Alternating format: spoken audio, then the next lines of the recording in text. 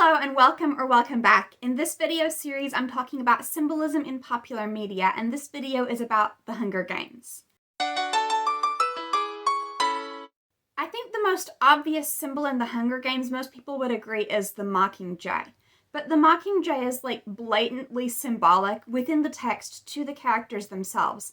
It's something that's openly discussed as a symbol and that leaves the reader with absolutely no doubt as to what it symbolizes. Symbols aren't always things like the Mockingjay that the characters understand to be symbolic.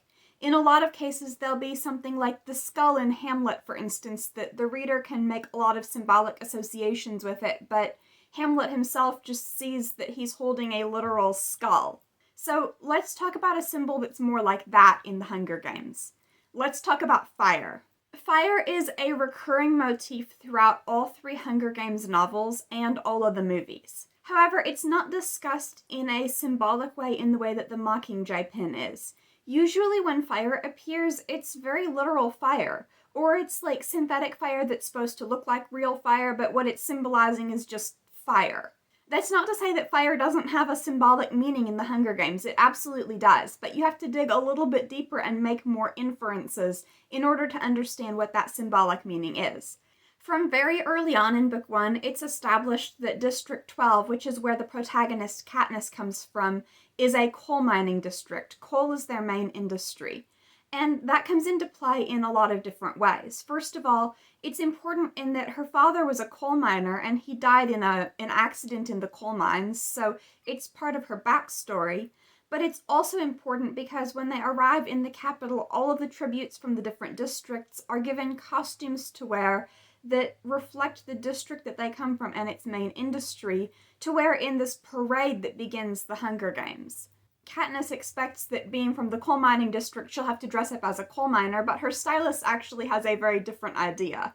He decides that he's going to focus on the coal rather than the mining, and so he has her and Peeta dress up in all black with capes that are lit on fire with this synthetic fire that doesn't really burn. And they're meant to look like burning pieces of coal. That's where Katniss gets her nickname of the girl who was on fire. Katniss then goes on to wear several other fire-themed outfits throughout the first novel and the second one as well.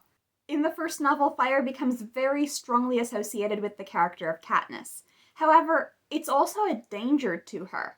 Once she's actually in the arena fighting for her life, she ends up in this situation where none of the tributes are near to each other, and so the game makers are trying to force them together to make them fight. And she ends up getting caught in the middle of an artificial wildfire, and this one, unlike the synthetic fire on her cape, actually does burn pretty badly.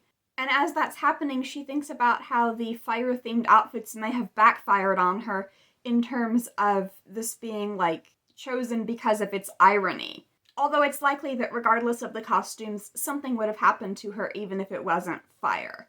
In general, fire is portrayed as being dangerous in the arena because if you're trying to hide, then you obviously don't want the smoke from a campfire to give your location away. In fact, one of the early deaths in the book is someone that doesn't think that through. However, having seen that, Katniss and Rue are able to use the same thing to their advantage when they start several campfires and then just leave them burning, so that the career tributes will think that that's someone, cooking their food, leaving their own food supplies unguarded. And then the protagonists are able to cause an explosion that blows those up, which kind of evens the odds and gives them a better chance because now they're not the only ones that are hungry.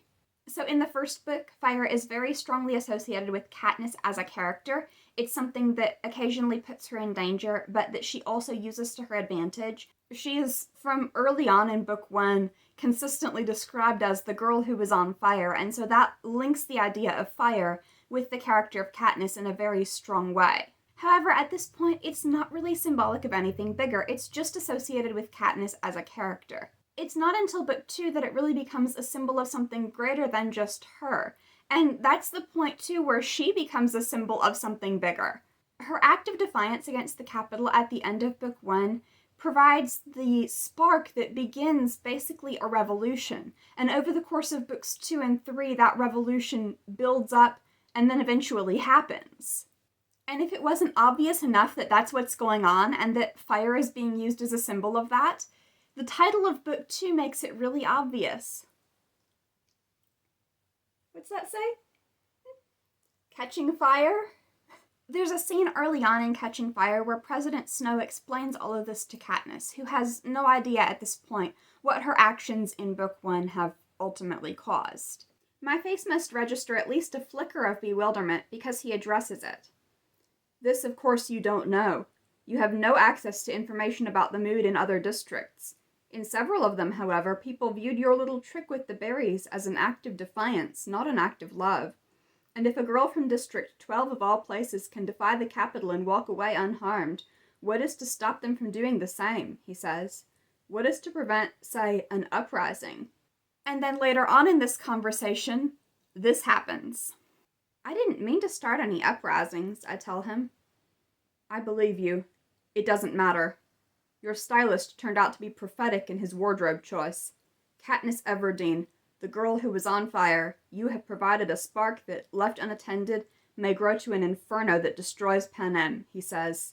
So we outright have a comparison of what she did at the end of book 1 with the berries to the first sparks of a potential inferno. And that is something that grows and develops over the course of the final 2 books, ultimately leading to a successful revolution. I think it's also interesting that he said there, your stylist turned out to be prophetic in his wardrobe choice, because actually by the end of book 2 it becomes really clear that Cinna was doing it on purpose. I mean, if that wasn't clear just from his attitude in the first book and how he's basically the only person in the capital that seems to see Katniss and by extension presumably the other tributes as human beings, then the thing where her wedding dress catches fire and burns up and turns into a Mockingjay costume in book 2 really makes it clear whose side he's on and that he definitely is playing a role in this rebellion plot. And by the way, the wedding dress burning up and turning into the Mockingjay outfit, that's another moment where fire is playing a really important role because it's taking what the capital wants her to be, this blushing bride who only did what she did out of infatuation, and turning her into the thing that has become symbolic of the revolution. So fire there has kind of a transformative power. If not literally transformative, then at least transforming the way in which people see her, the way in which she's presenting herself.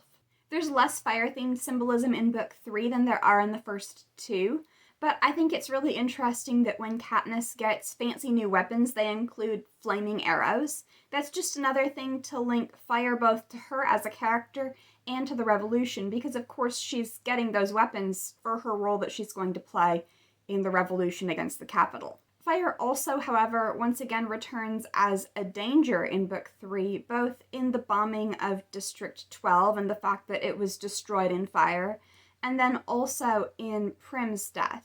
Katniss's younger sister, Prim, the scene where she dies, Katniss describes there being flames. So even though fire is strongly associated with Katniss and with the rebellion, it also is, once again associated with great danger and innocent people dying. I think it's pretty clear at this point that fire is not just a recurring motif that looks pretty cool and makes for neat special effects, but is actually a symbol that represents the main character and her role in the story's main conflict. It's a symbol of defiance, it's a symbol of rebellion, it's a symbol of being willing to be the first one to take a stand in the idea of the first sparks of the fire. And it represents the way in which one person making the right choice in a public enough way can lead to other people also having the courage to do the right thing, having the courage to stand up, in a way that's metaphorically compared to the first sparks of a fire then starting an inferno. Anyway, I hope that you enjoyed this video. In this series, I'm talking about symbolism in popular media, and aside from the Hunger Games, I'm doing Star Wars, Beauty and the Beast, Titanic, and Harry Potter. So if you want to see more, be sure to subscribe. I post new videos every Monday and Thursday.